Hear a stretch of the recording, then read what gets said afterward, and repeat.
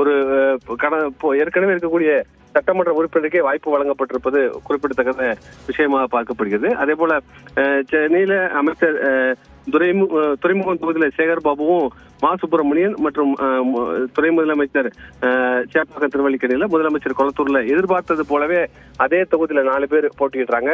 சேகர் பாபு பெரம்பூர் தொகுதிக்கு மாற்றப்படுவார் என்ற பல யூகங்கள்லாம் சொல்லப்பட்ட நிலையில அவர் கடந்த முறை வெற்றி பெற்ற துறைமுகம் தொகுதியிலேயே போட்டியிடுகிறார். அதே போல பிரபாகர் ராஜாவுக்கு இளைஞரணியில் அவர் வாய்ப்பு வழங்கப்பட்டிருக்கிறது.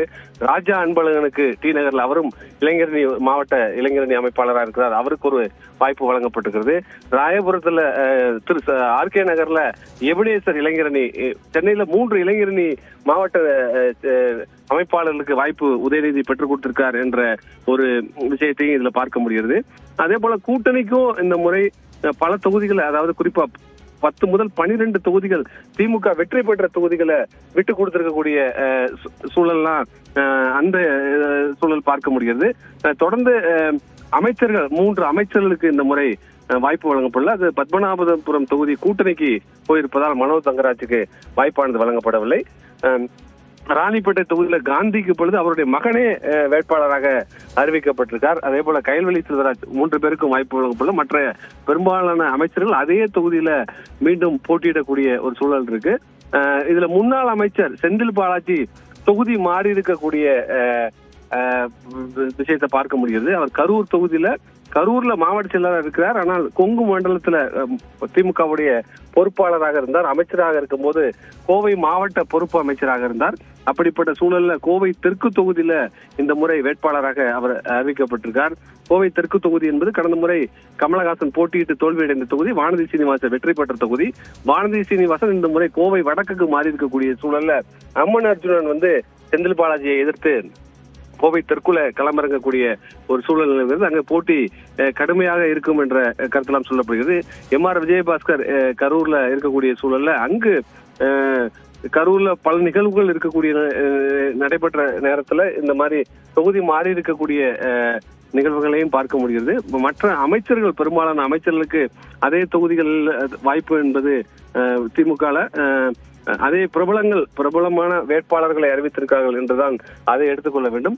கூட்டணி கட்சிகள் போக திமுக நேரடியாக 164 தொகுதிகளில் வேட்பாளர்கள் களமிருக்கிறாங்க. முதலமைச்சர் சொன்னது மாதிரி 60 புதுமுகங்களுக்கு இந்த முறை வாய்ப்பு வழங்கப்பட்டிருக்கிறது. பெண்களுக்கு வாய்ப்பு வழங்கப்பட்டிருக்கிறது. இளைஞரணி நிர்வாகிகளுக்கு வாய்ப்பு வழங்கப்பட்டிருக்கிறது. இது போன்ற சூழலில் தான் திமுக வேட்பாளர் தேர்வை முதலமைச்சர் தேர்வு செய்திருக்கார். போட்டி ஒரு கடுமையாக இருக்கக்கூடிய சூழல்ல, அதாவது தமிழக வெற்றி கழகம் இந்த முறை புதிதாக தேர்தலை சந்திக்கக்கூடிய நிலையில அதையெல்லாம் கருத்தில் கொண்டு வாக்குகள் எவ்வாறு பிரிக்கப்படும் என்ற பல்வேறு சர்வேகள் முடிவுகளின் அடிப்படையில் தான் இந்த வேட்பாளர் தேர்வு என்றாக திமுக மூத்த நிர்வாகிகளும் பேசும்போது அவருடைய தகவலா இருக்குது. கோகுல், அதே நேரத்தில் மேயர்கள், தஞ்சாவூர் உள்ளிட்ட மேயர்கள், மாமன்ற உறுப்பினர்களுக்கும் வாய்ப்புகள் வழங்கப்பட்டிருக்கிறது. அதுல யார் யார் இடம்பெற்றிருக்கிறார்கள்? நிச்சயமாக 2 மேயர்களுக்கு இந்த முறை வாய்ப்பு வழங்கப்பட்டிருக்கிறது. தஞ்சாவூர் மேயர் சன் ராமநாதனுக்கு இந்த முறை வாய்ப்பானது வழங்கப்பட்டிருக்கிறது. திருப்பூர் மேயர் தினேஷ்குமாருக்கு இந்த முறை வாய்ப்பானது வழங்கப்பட்டிருக்கிறது.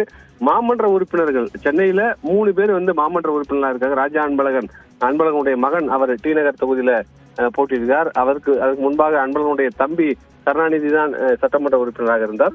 அதே போல சிற்றரசு மாமன்ற உறுப்பினராக இருக்கார். அவர் திமுகவுடைய மாவட்ட செயலராக இருக்கார். அவர் அண்ணா நகர் தொகுதியில போட்டியிடுகிறார். பூர்ணிமா அம்பத்தூர் சட்டமன்ற தொகுதி வேட்பாளராக அறிவிக்கப்பட்டது. அவரும் மாமன்ற உறுப்பினராக இருக்கார். 3 மாமன்ற உறுப்பினர்களுக்கு இந்த முறை சென்னையில போட்டியிடுவதற்கான வாய்ப்பு வழங்கப்பட்டிருக்கிறது. 2 மேயர்களுக்கு வாய்ப்பும் வழங்கப்பட்டிருக்கிறது. தொடர்ந்து ஒவ்வொரு மண்டல வாரியாக மண்டல பொறுப்பாளர்கள் கட்சியுடைய பணிகள் எவ்வாறு இருந்தது என்பது குறித்து திமுக தலைமைக்கு தெரிவித்த தகவலின் அடிப்படையில சில வேட்பாளர் தேர்வு எல்லாம் நடந்திருப்பதாக சொல்லப்படுகிறது. நிறைய சட்டமன்ற உறுப்பினர்களுக்கான வாய்ப்புகள் மறுக்கப்பட்டிருக்கிறது. 60 புதுமுகங்கள் இந்த முறை திமுக போட்டியிடுறாங்க. 12 தொகுதிகள் கூட்டணி கட்சிகளுக்கு திமுக கடந்த முறை வெற்றி பெற்ற தொகுதிகளை விட்டு கொடுத்திருக்காங்க. சில விஷயத்தை விட்டு கொடுத்திருப்பதாக முதலமைச்சர் தெரிவித்திருக்கார். கூட்டணியை இணக்கமாக கொண்டு செல்ல வேண்டும். புதிய கட்சிகள் கூட்டணிக்கு வந்திருக்கக்கூடிய ஒரு சூழல்ல தொடர்ந்து வெற்றி பெற்ற தொகுதி, அதாவது பல்லாவரம் தொகுதியெல்லாம் தொடர்ந்து திமுக வெற்றி பெற்ற தொகுதி. இந்த முறை ஐஜேகே அங்க களமிருக்கக்கூடிய சூழல்ல அந்த தொகுதியை தேமுதிகவிற்கு திமுக விட்டு கொடுத்திருக்கிறது. திருவொற்றியூர் தொகுதியும் திமுகவிற்கு ஒரு பலமான தொகுதி என்று சொல்லக்கூடிய நிலையில் அந்த தொகுதி மார்க்சிஸ்ட் கம்யூனிஸ்ட் கட்சிக்கு விட்டு கொடுத்திருக்கிறது. இது போன்ற கூட்டணி கட்சிகளும் விரும்பிய தொகுதிகளை விட்டுக் கொடுத்துதான் இந்த வேட்பாளர் தேர்வை செய்திருப்பதாக முதலமைச்சரும் தெரிவித்திருந்தார். அது போன்ற சூழலில் தான் களத்தில் இருக்காங்க. தொடர்ந்து ஒரே கட்டமாக திமுகவுடைய வேட்பாளர் பட்டியல் வந்திருக்கிறது. முதலமைச்சர் லேட்டா வந்தாலும் லேட்டஸ்டா வந்திருக்கும் அப்படிங்கிற மாதிரி ஒரு கருத்தை பதிவு செய்திருந்தார். மற்றவர்களுக்கு வாய்ப்பு வழங்கப்படும் என்ற ஒரு கருத்து, ஏன்னா 16,000 பேர் திமுக போட்டியிடுவதற்கு வாய்ப்பு கேட்டு விருப்பம் அளித்திருந்த நிலையில தற்பொழுது 60 புதுமுகங்களுக்கு வாய்ப்பு வழங்கியிருப்பதாக முதலமைச்சர் ஒரு கருத்தை தெரிவித்திருந்தார். இது போன்ற ஒரு சூழலில் தான் தற்பொழுது இந்த வேட்பாளர் தேர்வு இருக்கிறது. நாளைய தினம் திமுகவுடைய தேர்தல் அறிக்கை வர இருக்கிறது. தொடர்ந்து முதலமைச்சர் 31ஆம் தேதி தேர்தல் பரப்புரையை தொடங்க இருக்கிறார். 30ஆம் தேதி நாடாளுமன்ற குழு தலைவர் கனிமொழி கருணாநிதி பரப்புரையை தொடங்க இருக்கிறார். 31ஆம் தேதி துணை முதலமைச்சர் உதயநிதி ஸ்டாலின் இதனுடைய பரப்புரையை தொடங்க இருக்கிறார். இது போன்று தற்பொழுது தமிழக தேர்தல் களம் சூடுபிடிக்க தொடங்கி இருக்கிறது. நாளைய தினம் தமிழக வெற்றி கழகத்துடைய முழுமையான வேட்பாளர் பட்டியல் வெளியிடப்படும் என்ற தகவல் சொல்லப்பட்டிருக்கக்கூடிய நிலையில தமிழகத்தில் சட்டமன்ற தேர்தல் களம் தற்பொழுது சூடுபிடிக்க தொடங்கி இருக்கிறது.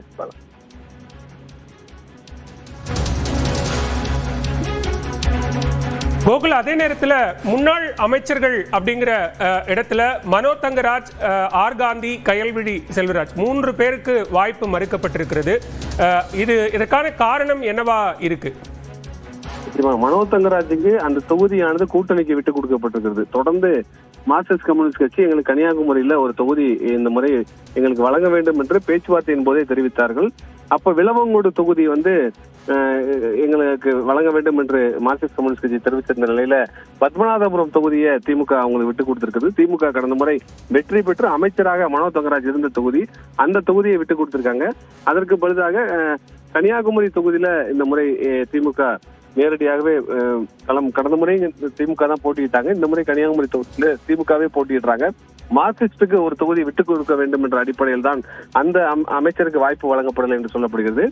ராணிப்பேட்டை தொகுதியில அமைச்சர் காந்திக்கு வாய்ப்பு வழங்கப்படவில்லை என்றாலும் அவருடைய மகன் வினோத்துக்கு வாய்ப்பானது வழங்கப்பட்டிருக்கிறது. அவருக்கு வாய்ப்பு கேட்கும்போது அவருடைய மகனுக்கும் வாய்ப்பு கேட்டிருந்தார். முதலமைச்சர் அவருடைய மகனுக்கு இந்த முறை வாய்ப்பு வழங்கியிருக்கிறார். அதே போல முன்னாள் அமைச்சர் பொன்முடி திருக்கோவில் தொகுதியில் தொடர்ந்து 1989 இதுவரை சட்டமன்ற தேர்தலில் பொன்முடி போட்டியிடாமல் இல்லை. இந்த முறை சட்டமன்ற தேர்தலில் அவர் போட்டியிடவில்லை என்பது ஒரு முக்கியத்துவம் வாய்ந்ததாக பார்க்கப்படுகிறது. அப்போ 2 முறை தோல்வி அடைஞ்சிருக்காரு, 6 முறை பொன்முடி வெற்றி பெற்றிருக்கார். தொடர்ந்து திமுக ஆட்சி அமையும் போதெல்லாம் அமைச்சராக இருந்திருக்கார்.